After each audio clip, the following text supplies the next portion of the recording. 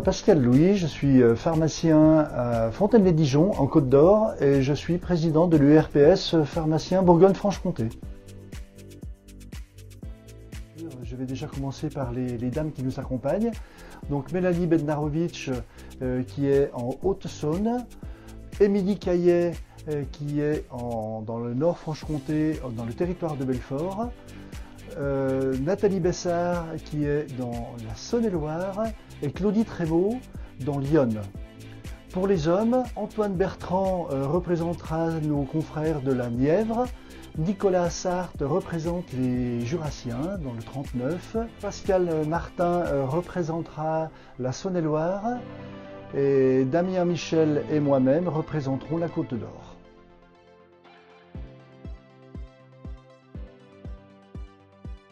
Durant ce mandat, j'ai découvert une organisation de travail un peu différente de ce que l'on peut connaître traditionnellement quand on est en contact permanent avec sa profession. J'ai découvert une organisation en interprofessionnalité et c'est un enrichissement absolument extraordinaire. On a créé avec les 10 URPS de la région Bourgogne-Franche-Comté une fédération que l'on appelle Ecolib, qui a pris l'habitude de se réunir régulièrement, d'échanger sur les sujets et de prendre des décisions communes. Ecolib est devenu l'interlocuteur privilégié des autres structures qui sont les hôpitaux, que sont les institutions, ARS, assurance maladie, etc.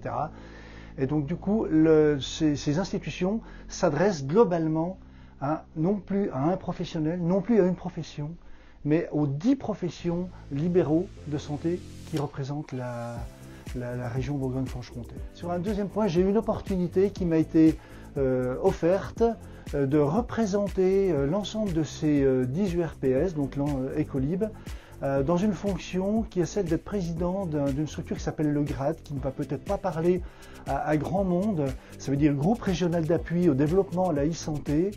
Ce grade représente, et là aussi on peut parler d'interprofessionnalité, ce grade représente l'ensemble des acteurs du soin et du social et du médico-social de la Bourgogne-Franche-Comté. Donc les établissements bien sûr, les maisons de santé, les professionnels de santé libéraux, vous l'avez bien compris, bref l'ARS, bref tous les acteurs qui gravitent autour du patient. L'objectif du grade est de fournir à l'ensemble de ses membres les outils nécessaires à une connexion, à une interopérabilité entre les outils informatiques, et tout cela bien sûr au profit du patient.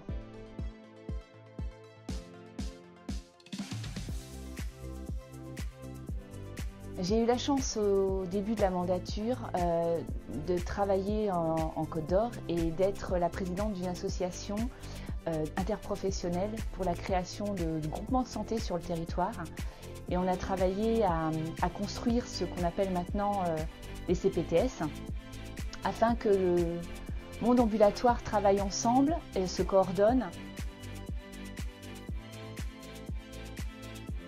Maintenant que je suis en Saône-et-Loire, j'espère pouvoir créer la même chose, être dans la promotion de ces CPTS sur le territoire de la Saône-et-Loire, où il y a beaucoup de maisons de santé, mais où l'interprofessionnalité en dehors de murs n'existe encore pas vraiment. Donc on va essayer de travailler dans cet objectif-là pour la prochaine mandature.